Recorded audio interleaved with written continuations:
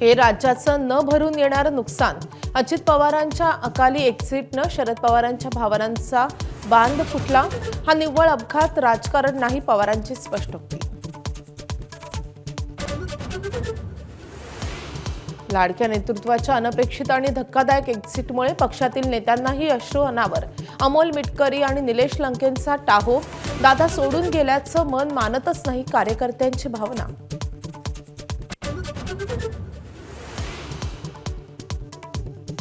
अजित पवारांच्या अकाली निधनाच्या बातमीनं महाराष्ट्राच्या राजकीय पटलावर शोककळा. मुख्यमंत्री, उपमुख्यमंत्री एकनाथ शिंदे, राज्यपाल पंकजा मुंडेंसह अनेक राजकीय नेत्यांकडून पवार कुटुंबियांचं सांत्वन. अजित पवारांच्या धक्कादायक निधनामुळे गल्लीपासून दिल्लीपर्यंत शोककळा. पंतप्रधान मोदींचा शरद पवारांना सांत्वनपर फोन.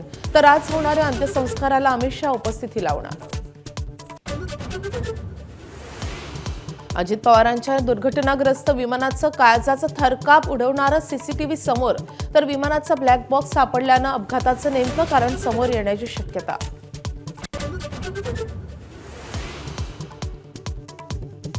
दृश्यमानता कमी असल्यामुळे अजित पवारांच्या विमानाचा अपघात झाल्याची केंद्रीय मंत्र्यांनी बोलून दाखवली शक्यता.